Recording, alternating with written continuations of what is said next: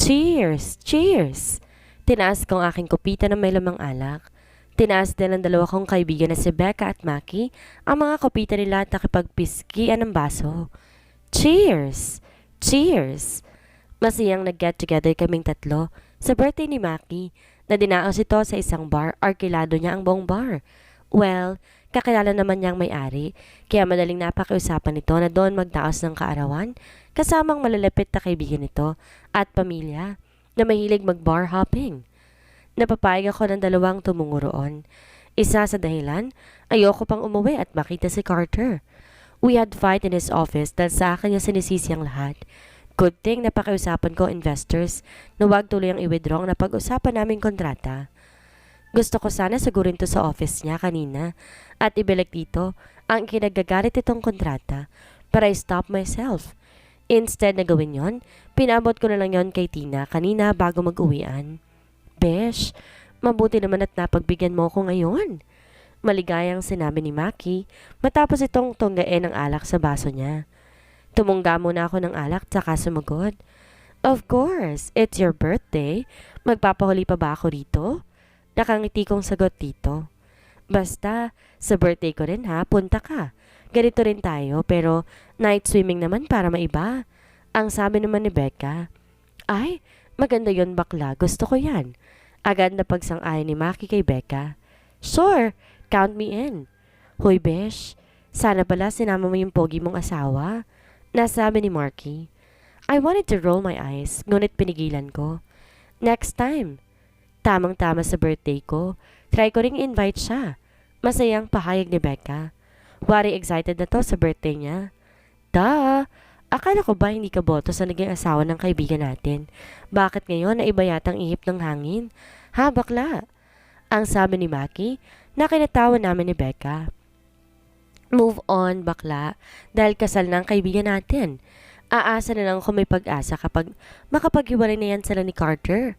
Wika naman ni Becca na ikinatawa ko rin. Ang bad mo, ha? Ako nga pinagdarasal ko na sila at tumagal, tapos ikaw aasa ka maghihiwalay? Hoy bakla, wala akong sinabing ganyan. I said, aasa ako na magkabalikan sila ni Tamaro kapag itong kaibigan natin at si Carter maghihiwalay. Pagkaklaro naman agad ni Becca. Napapailing ako sa dalawa. Inisang tungga ko ang natirang alak sa aking baso. Di naman kayo mag-aaway niyan, di ba? Hindi. Ang sabay na sagot nila sa akin. Good. But let me tell you this, my friends. Nothing is permanent in this world. Hindi natin alam kung hanggang kailan at hanggang kailan ang pagkasama namin. Since alam nyo naman na it's all about business marriage talaga ang dahilan kaya nangyari ang kasal naming dalawa, right? Sabagay, magkasabay na namang sabi ng dalawa. O siya, do not hold me here with you. Marami pa pala akong bisita.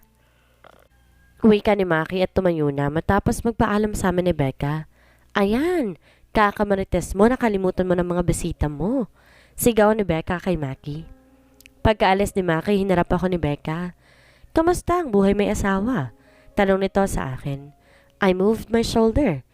Masasabi kong okay naman, sagot ko dito. Well, maganda at okay naman pala. Sabi nito kasabay ng paglagay muli ng alak sa mga baso namin. Cheers! Itinaas kong aking baso at nakipagpingkian sa baso nito. May problema ba? Nangunot ang noo ko sa tanong ni Becca sa akin.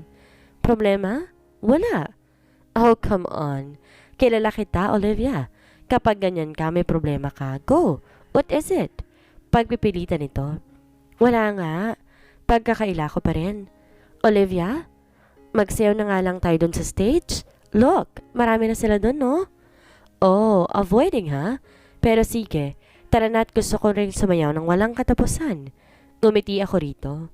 Ito na mismo ang humila sa akin sa pinakagitna ng dance floor. We are wildly dancing. Naka-join din sa amin si Maki nang mamataan niya kami ni Becca. I feel tipsy. Ramdam ko yon sa aking sarili, kaya hindi ko na tinanggap ang panibagong tagay ni Becca sa akin. That's because nagmamaneho pa ako pa uwi.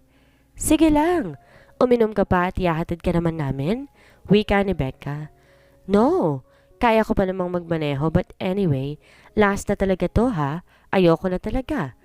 Tinanggap ko rin sa bandang huli ang alak na iyon. Very good. So cheers? Cheers! Nakipagpingkian na naman ako sa baso nito. Uubusin ko na sana yon, ngunit nangangalahati pa lang ako nang may pumigil sa aking braso.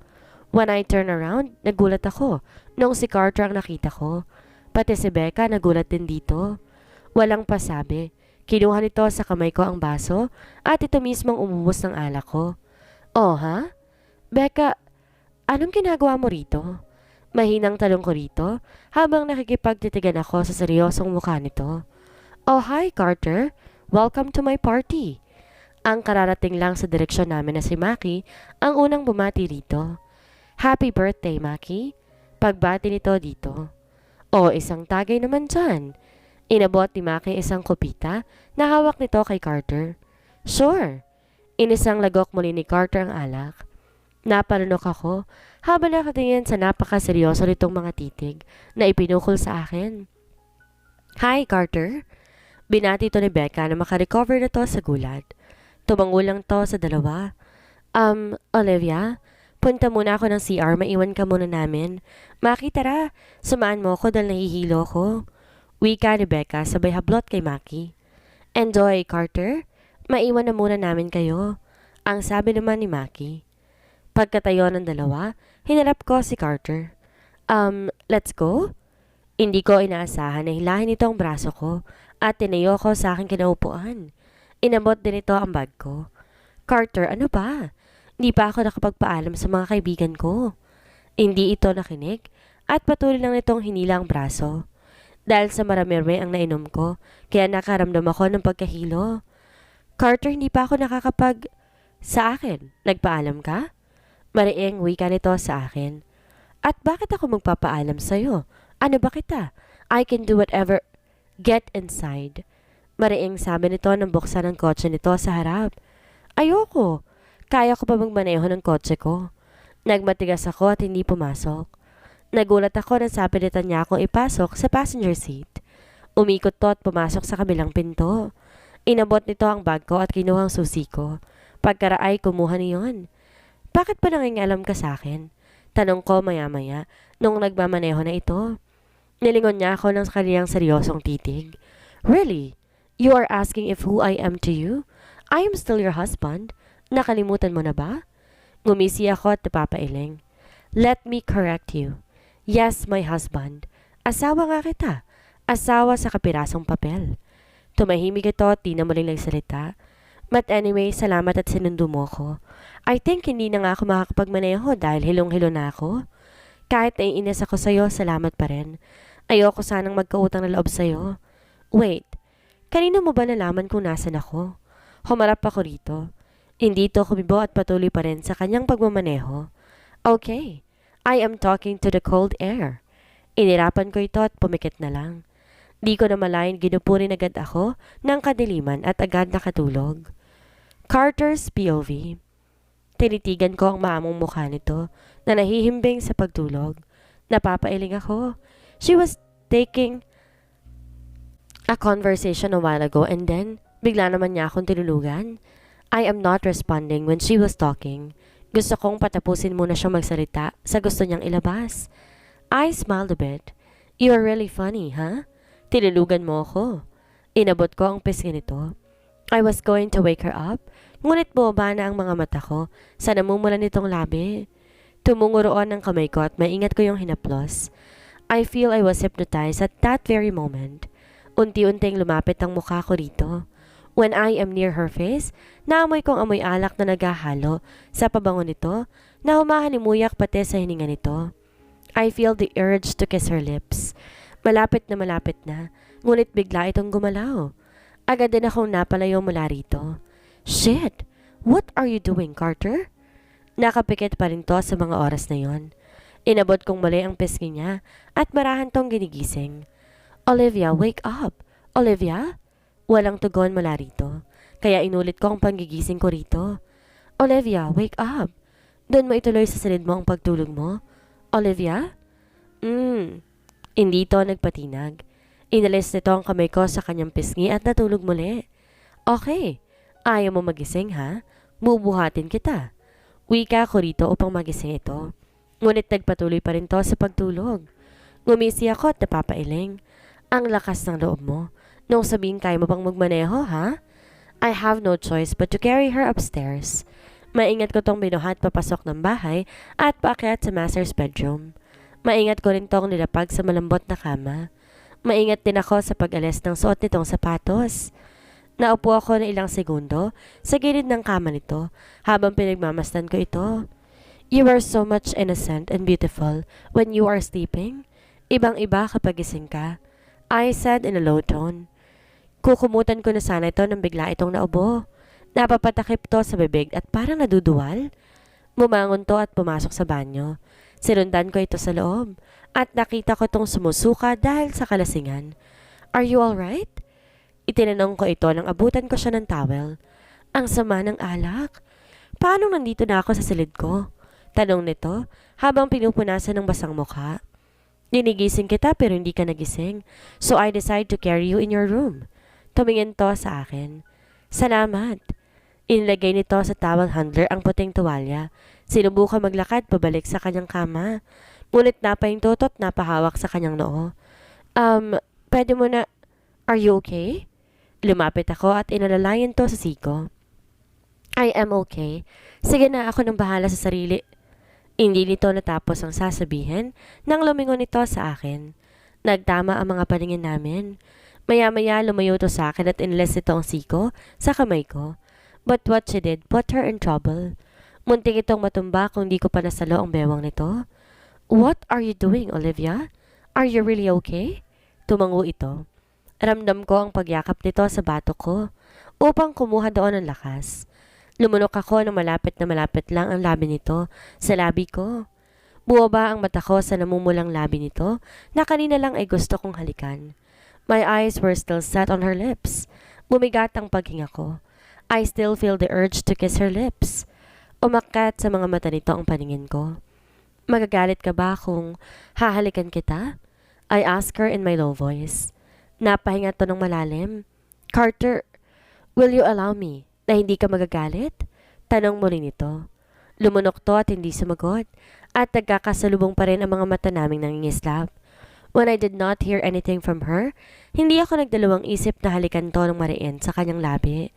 Ramdam kong napasingap to sa aking ginawang kapangasan. Itinayo ko to ng maayos. Still, I am kissing her deeply. Maya-maya'y naramdaman kong mahinang pagtugon nito. I smiled in the back of my mind. Mas maglakas loob ako na mas palalimin pa ang pag-angkin ko sa labi niya. My hands also moved and caressed her back. Walang pagtutol mula rito kaya mas naging pangahas pa ang aking mga kamay. I am still kissing her deeply while my hands are busy moving in any direction of her body. Pareho kaming hingal na magkalayo ang aming mga labi. Sinalubong ko ang nangingislap nitong mga mata. Kanina pa kita gustong mahalikan. Habang nasa kotse pa kita at nahihimbing na natutulog. Now I dare myself to kiss you kahit pabagalit ka. And I don't care about your anger. Basta't matikman ko lang muli ang labi mo na ilang beses nang laman ang isipan ko. Mariin tong napanunok. Then go ahead. Kiss me until you get satisfied, Carter. Go ahead. Wika nito na walang kakurap-kurap. Umigting ang pangako habang mariin ko tong tinititigan sa kanyang mga mata.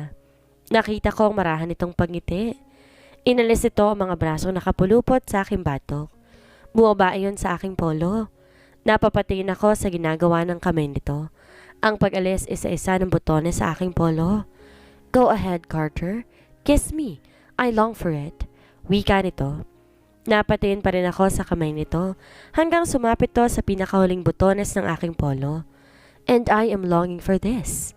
Mariin akong napanunok na mapangahas itong hinaplos ang nakahantad kong dibdib.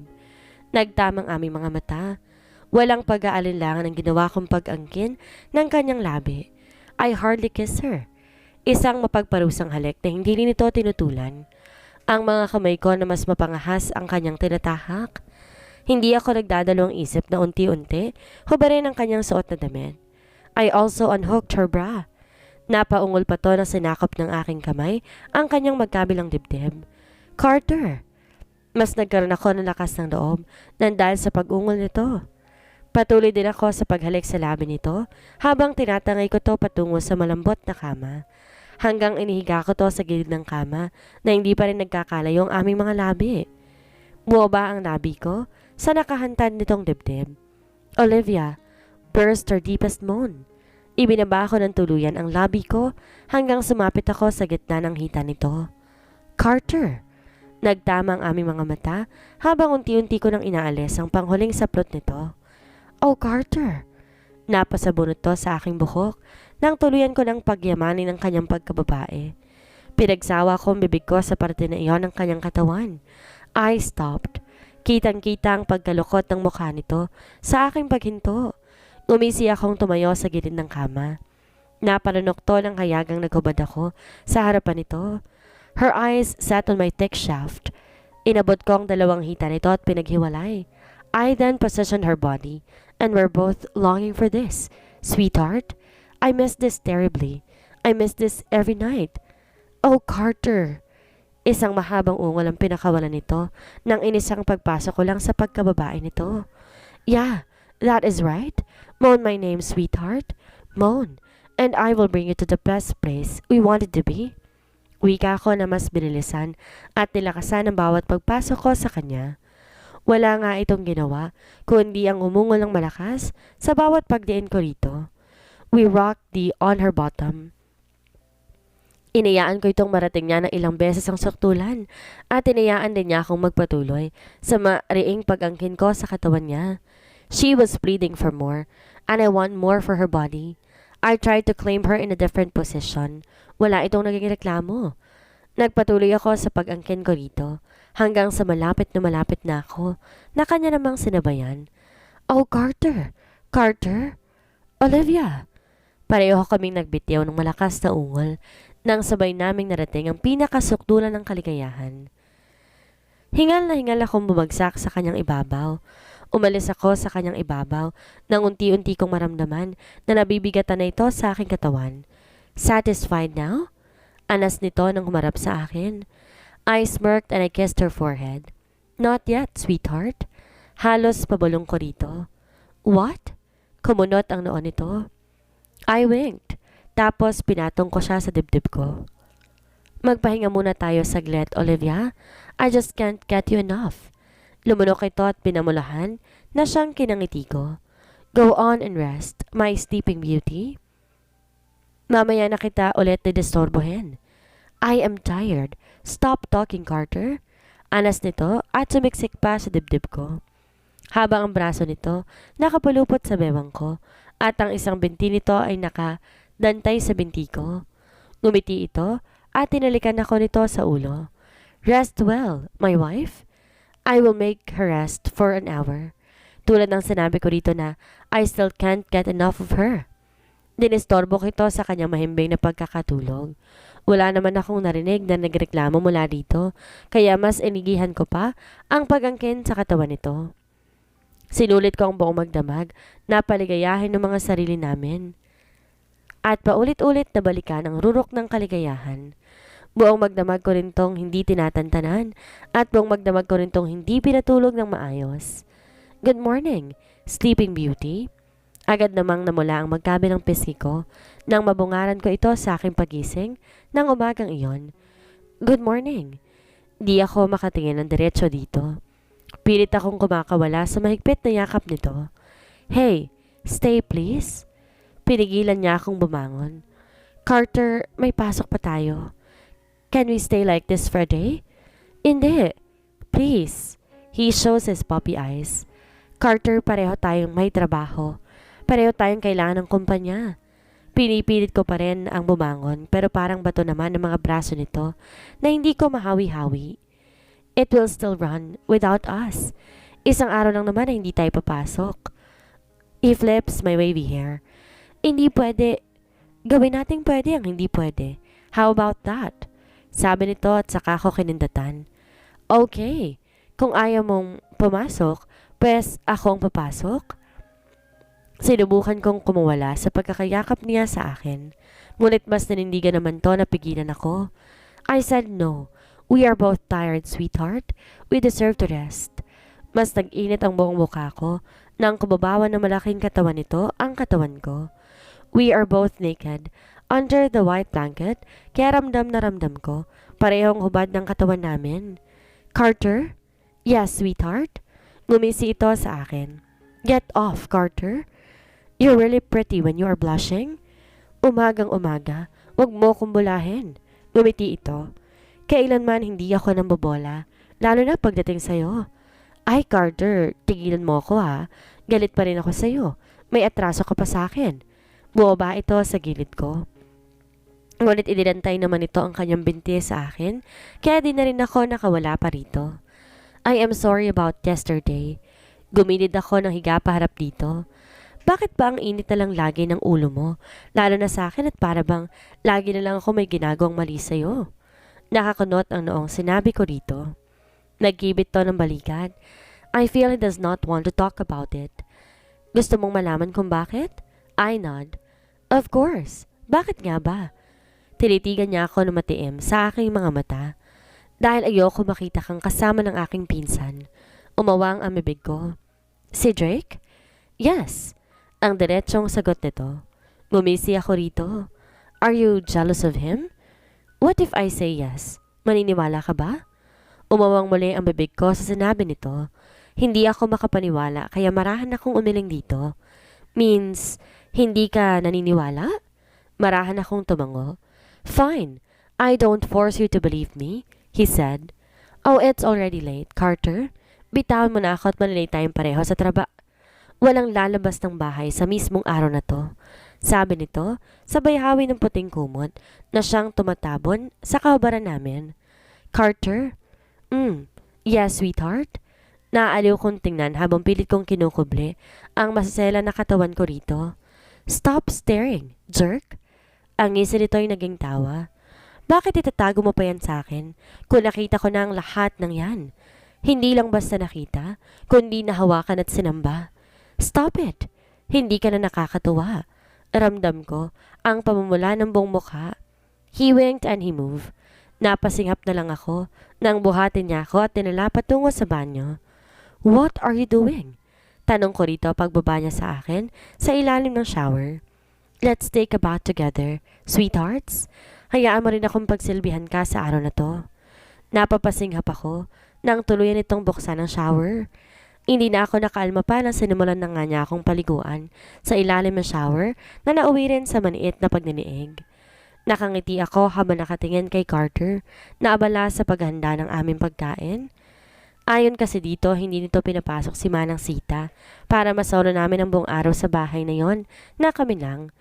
Hindi ko na pinagpilitan pa dito ang pumasok sa opisina because she is right. Deserve namin magpahinga matapos ang mainit na pagniniig namin na nagsimula pa kagabi. What's that smile for? Nahuli niya ang pagngiti ko habang nanonood sa kanya. Wala. Natutuwa lang akong pagmasdan ka. Naupo ako ng matuwid nang lumapit to sa kinaupuan ko. He feeds me something at tinanggap ko naman yon. Thanks. Inuya ko yon. Matagal pa ba ang pagkain natin? Gutom na ako eh. He smiled and kissed my cheeks. Don't worry. It is almost done. Tumayo ako. Okay. At maghahain na ako? And who told you? Sit down and let me do the work. Sabi nito kasabay ng pagpapaupo nito sa akin sa upuan. No, hindi ako papayag dahil ikaw nang nagluto. Ikaw pa rin ba maghahain? Tumayo muli ako at di nagpapigil dito. Naglagay ako ng 2 pinggan at kutsara tinidor sa lamesa. Ramdam ko pinapanood niya ako habang ito nasa harap ng kalan. I ignored him at nagpatuloy lamang ako. I made some fresh juice good for 2 person. Naghiwa rin ako ng prutas para panghimagas. We both enjoyed our meal. Wala kaming ibang ginawa kundi ang magsubuan. We really are the different person that time. Taliwas sa tiwala sa mga kinikilos namin sa magdadalawang buwan na naming pagsasama sa loob ng bahay na iyon. Let's watch a movie. Sabi nito sa aking tabi matapos ko maghugas ng pinggan. I like the idea. Wait at gagawa ako ng popcorn natin. Ako naman ang hinayaan niyang gumalaw. I feel awkward a bit sa matiim niyang mga titig sa akin. I ignored his stares again. Nang matapos, tinungo na namin ang sala. I let him choose a movie. Nagustuhan ko naman ang pinili niyang action romance. Tumabi ito sa akin at umakbay. Hinila niya ang ulo ko at inintay sa kanyang balikan. Ako naman sinusubuan ko to ng popcorn habang nanonood. When the part of the movie reached the romantic scenes, naparunok ako ng mariin. Olivia? Tawag nito sa pangalan ko. Tumingala ako rito at tinitigan ito. Nagtaka ako nang gumalaw ito at pinatay ang palabas. Cart! Napasinghap na lamang ako na mariin niya akong sinibasib ng halik sa aking labi. I know. He feels the heat at ganun din ang nararamdaman ko. Ramdam ko nang pilupot nito ang magkabilang braso sa aking bewang. Tsaka ako kinabig at pinweso nito sa kanyang pagkakaupo sa aking tabi. Carter! Namumulang sambit ko sa pangalan nito nang tuluyan na ako nakaupo paharap sa kandungan nito. I like to do it again, he whispered. Hindi ka ba nagsasawa? We already did it in the shower area and in bed this morning. Hindi ako magsasawa. Sabi nito at pinagduldulan ako sa pagkalalaki nitong buhay na mga oras na yon. I sexily smiled and I moved my body. Napaungol to sa aking ginawa. He guided my lips habang ako naman unti-unting hinubad ang kanyang suot na damit. Hinubad din ito ang aking suot na manipis na bestida at pinalaya din agad nito ang aking mga dibdib sa suot kong bra. Napaungol ako. Napatingala na inumpisan niya ng trabahuhin ang magkabilang dibdib ko. Oh, you're really driving me crazy, Carter. I also did my part. Umungol to ng malakas at napamura dahil sa tahasang ginawa ko. Di nagtagal inangat niya ako at nagmamadali tong inalis ang panghuling saplot ko. Iniupo niya ako ng patalikod sa kanya at sinagawa nito ang nais ng aming mga katawan. Oh, Carter! Ako naman na pilit pinag-aaralan ang bawat gagawin ko upang makamit ang kaligayahang aming pinagsasaluhan. Ramdam na ramdam ko ang bawat panggigigil ni Carter. Sa buong araw namin sa bahay na wala kaming ibang ginawa kundi pagsawain ang mga sarili namin sa mainit na tagpo. We made love like there is no tomorrow. Are you satisfied now? Halos anas na tanong ko rito nang matapos muli ang pagdiniig namin sa loob ng silid ko. So much. Anas nito ang nakatingala sa kisame. I smiled and I moved his chest. Yumakap ako rito ng mahigpit. I am glad to hear that. Wika ako at tinampian ng halik ang dibdib nito. Nagbaba ito ng tingin. Tinitigan ako na napakasuyo. Hinalikan din niya ang ulo ko at niyakap ang bewang ko. Magpahinga ka na, sweetheart. Huling wika nito. Bumuntong hininga ako ng malalim nang maramdaman ko ang pagkakaidlip agad nito sa tabi ko. Why I feel disappointed right now? Dahil ba may kataga akong hinihintay na sambitin man lamang niya sa akin matapos sa ilang beses na pagninaig namin? Tumingala ako rito. Why am I expecting something from you? May aasahan ba ako ngayon na maraming beses na itong nangyayari sa atin or wala? Wala akong ibang aasahan, kundi init lang ng katawan. Huminga ako ng malalim. Nanatili pa rin ako sa dibdib niya. Bahala na ang tadhana. Bahala na.